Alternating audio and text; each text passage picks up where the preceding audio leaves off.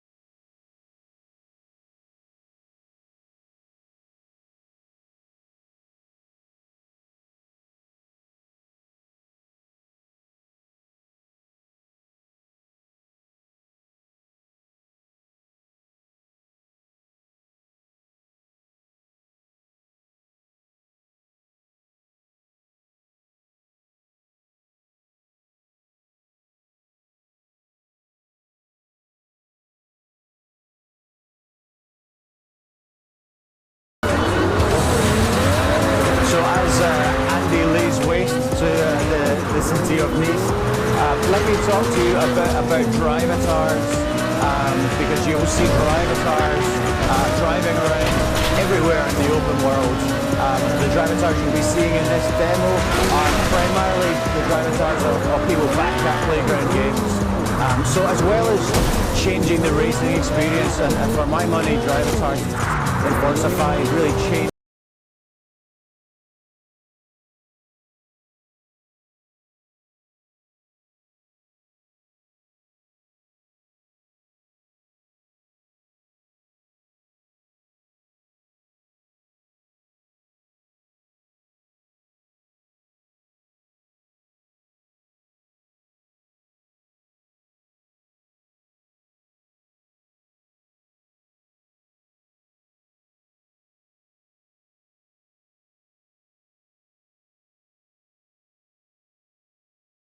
and the other people who are playing the game. So the sun is starting to go down on the city of Nice. You'll notice that the clouds have become more overcast. This is the perfect opportunity to talk about two really cool tech features that the guys back at Playground have been working really hard on to bring to Forza Horizon 2. So first of all, as you can see, we have a dynamic 24-hour day-night cycle there. The headlights on the Huracan just popped on there as the light dimmed, but you'll see also the lights coming on all over the city of Nice. So the 24-hour day-night cycle means that the game is always changing as you drive.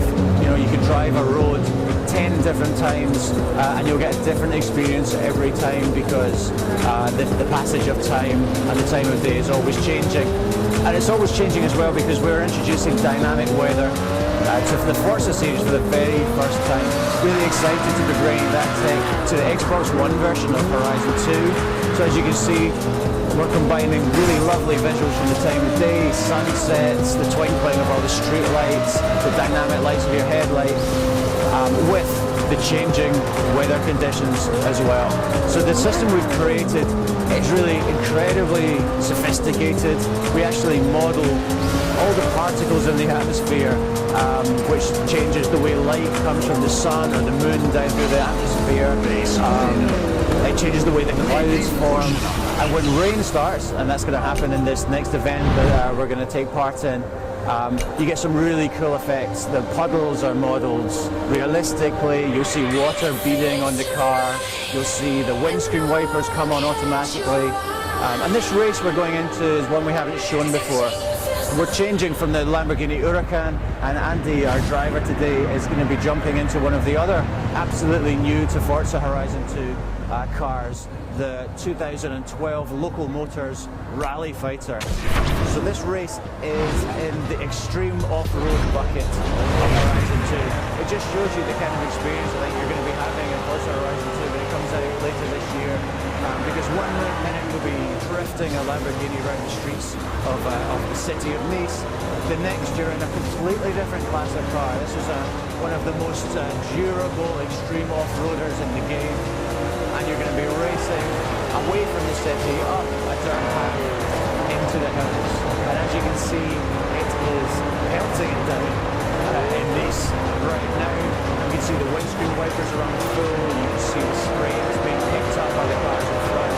Lots of really cool reflections on your windscreen of the other car. You can see the cars and lights reflecting on the puddles on the road as we really drive up this hill versus the other extreme off-road cars in this bucket. So in front you can see I think that's a blue Nemesis with a blue livery, and just to Andy's right, that's another absolutely new Forza car. That's the 2013 Dodge Ram Runner.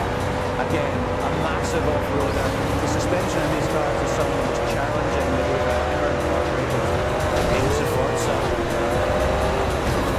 So as you can see in this race, not only is it pouring down, but also we started at night, but the time's progressing dynamically. So the sun's starting to come up, the sky is starting to lighten. You can see, I think, a bit of red in the sky and the clouds as the dawn starts to break. And as we come over this hill, you start to see some of the lovely vistas that we have in this part of the world. There's a ridge of mountains just behind us, the coast and the Côte d'Azur. And when you get over that, you start to see lovely vistas right up into the rolling hills of Provence. And I really think our team's done an amazing job pulling this part of the world together. It's one of my favourite areas of the world to go exploring in, to do races in. And in terms of races, we have more than 700 races in the game for you to take part in. A real variety of races. So this is a hill climb, but there are endurance races, there are point-to-point races, street races. We have an all-new event in Horizon 2 called the Cross Country.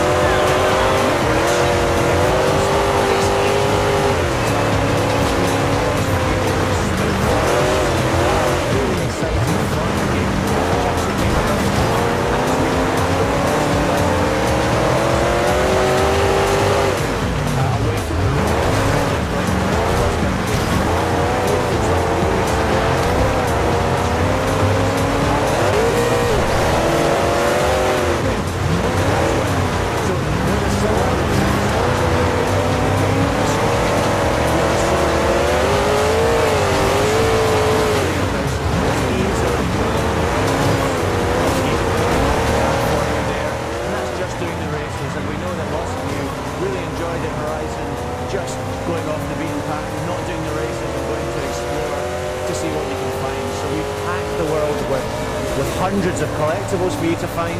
We're bringing back barn finds, which we love from the first game. This time more than half of the barn finds are completely new to Forza, cars you've never seen before. So there'll be a special thrill in discovering those particular cars. We have the bucket list, which has 30 different challenges hidden across the world.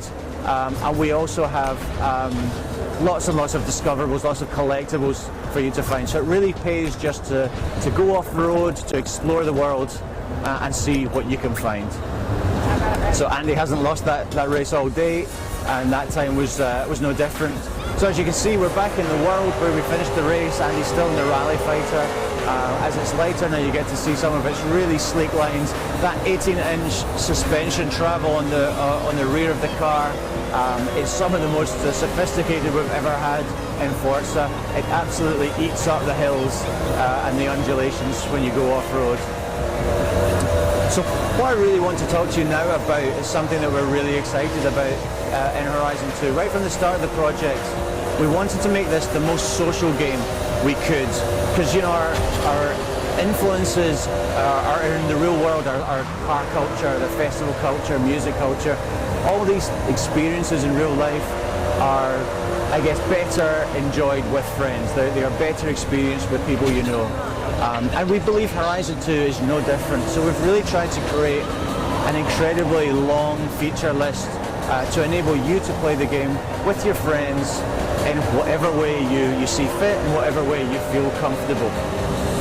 So Andy's actually driving to a car meet, which is one of these social features that I'm talking about, because I actually believe that Horizon 2 is a game in which you could make new friends. And a car meet is one such place in the game that you could do that. So Andy's driven into a car meet from the solo game. You'll find car meets all over the open world of Horizon 2. But he's actually driven into an online session. So all the cars in here, they belong to real people. This is a live online session, so he could talk to the people in this session on a voice chat using Kinect or using a headset. They can admire his car, he can admire theirs. It's a great place to come and see some of the incredibly creative UGC that the Forza community are really famous for creating. And what's great is that if he really liked this particular livery, or maybe he liked the look of the tuning setup the guy's running on this particular car, he can grab the livery or he can grab the upgrades with a button press. And this particular player would be compensated, would be rewarded for him so doing. So that's a really cool way of experiencing the UGC, which is a huge part of the Forza experience. But the great thing about car meets is that Andy can drive in online, in solo play, sorry. He can meet some people in this online session, and then they can all drive out together seamlessly into an online experience. And seamless is a word that we keep using about the online experience in Forza Horizon 2. I think it's really important. I actually believe a lot of people don't participate in the online experience in games, particularly in racing games, because of the barriers that we traditionally put up. We make it difficult to get into online, we make you wait, we make you sit in lobbies. We've taken the view in Horizon 2 that we don't want any of that to be the case. We want you to be able to switch between solo play and online play just as easily as changing channels on your television. And we're going to play a video now as part of the demonstration which demonstrates exactly that. So this was direct capture feed from the game back at Playground. We're following one of our designers' cars. John is driving around in solo play. He selects online road trip from the pause menu, and he's back driving his car. So as you can see, it's starting to rain in his game. There are other driver cars driving around, and the game is finding a suitable session for him, which it's done, and he selects, and then we very briefly take you into a cutscene, 2 or 3 seconds, in which we're syncing the time of day, we're syncing the weather conditions. As you can see, they've changed instantly, and John is back driving his car. But he's online now, so he's moved from a solo experience into an online experience without ever stopping his car. He's able to still do drifts, he's able to do skills, he's able to earn XP, but he's now seamlessly in an online experience. And what he's joined is an online road trip, which is why the game has set a destination. You can see that on the horizon there. And if you look at the top left of the screen, there is a 10,000 XP bonus for everyone in the session who arrives at the destination within the time limit. So John has barreled down the ramp there, the hill there, and is joining up with the other players with whom he's been seamlessly matched in his online game. So all these guys have just been brought together seamlessly, and they're all driving towards the destination in this online road trip. And as you can see in Horizon 2, it really pays to take the most direct path. You know, you can stick to the roads if that's what you want to do, but if you've got a car like this is a Bowler Nemesis, then you can really eat up the miles going cross-country, over the hills, through the fields, towards your destination, and take the quickest route to where you're going. It's also probably the most fun route to where you're going. So there are two ways to play online in Horizon 2. So this one is called Online Road Trip, as I said, and in it you'll be taking on a guided tour of the world. Everyone in the session votes on where to go next, and then everybody drives there across the world, and as I said, get a reward for getting there in good time. And when you arrive at that destination, the game will pick 4 events from the game's event rosters. They could be race events, there could be a team race, it could be a playground game, and at the end of those 4 events, a champion will be crowned, and then everyone in the session votes on where to go next, and the road trip moves on to that destination. So you're constantly moving on, you're constantly seeing new places within the world, and you're constantly having fun with the people in your session.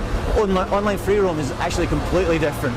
There are no rules in online free roam. Basically, we make everything available in the game to you in your session in online free roam. So that's hundreds of events. You can configure the time of day, you can configure the weather conditions, you can configure the car class. It's entirely up to you what you do. You can go and collect collectibles with the other people in your session, you can find secrets, you can show someone where to find a barn find and they can collect it in exactly the same way they would in the solo game. Or you can do playground games, and that's exactly what we're going to do next in this video. So there are 2 different types of playground game in Horizon 2. They were both really, really popular in the original Horizon. Infected and King. Now in Infected, one of the players in the session starts as the infected player. He has to infect the other players by crashing into them, and your goal really is to survive for as long as possible. The last player to survive is the winner. But we're about to do a King game. So in King, 1 or 2 of the players, depending on the session size, start as King, and they need to stay as King for as long as possible. It's the job of everyone else in the session to try and hunt them down, crash into them and steal their crown, and you win by being King for longest at the end of the session. So we are going to start a game of King. This one is situated at the ruined Abbey, and this is a location that exists in real life. It's been recreated from a ruined Abbey in Provence, but it's been designed by our designers to be perfect for this kind of game. So there's lots of ramps, there's lots of tunnels, lots of hiding places and jumps and smashables, which make this kind of game especially fun. As you can see, the King has just entered there. He's had his crown stolen by Super Mouse, who is ghosted for a couple of seconds and then takes off with it, and John is about to take it off him. No, he's not. He's missed him, but he's making chase, as are other players in the session. And the goal here is to try and take the crown off Super Mouse and then hold it for as long as possible in order to score better and in order to win the session. So as you can see, this arena is set up with lots of jumps, lots of ramps. They're really crazy fun, and there are a number of them that we've created specifically for these types of games right around the world. You'll also race or play at the docks in Nice. You will play in an airstrip in the north of France, in a chateau, in a warehouse district in Tuscany. All of them slightly different, but all of them really cool, fun, and set up well for this kind of game. So now Rofelos Wow has the crown, and John's going to chase him down. John hasn't beaten King yet. He's not very good at this game, but he's going to try really hard to capture Rofelos' crown right now. As the time is ticking down, there's only 30 seconds left on the game. You can hear John is tuned to one of our 7 radio stations in the game. This one is a classical music radio station. We've got more than double the number of radio stations in Horizon 2. There's lots of variety. but John clearly favouring the classical music to soundtrack this particular experience. I guess our goal with music is that we give you as much variety, as much diversity as we can. I think we've got a great soundtrack this time. More people tweet me about the soundtrack from the original Horizon than about anything else, and I think they're going to be doing the same for this game. We've got some great radio stations to listen to. So at the end of the game, everybody goes through the rewards sequence. Everybody gets credits. Everybody gets XP, even the loser. And if you're in a club, you're going to earn more XP. It really pays to be in a club. So after the game, everyone starts again from the Abbey, and everyone moves off to the next destination. But that's pretty much where we leave the demonstration. Just to recap on the really cool things we've seen the skills system, which is on in solo play and it's on in online, and it means you're always earning XP, you're always leveling up. We've seen the variety of cars that there are in Horizon. So we've driven in a Lamborghini Huracan, we've driven in a rally fighter, we've been in a Bowler Nemesis, and we've done lots of things seamlessly and online. It was instant to get in, and there's so much to do. So hopefully when the game comes out on September 30th, that you'll be able to enjoy it with your friends.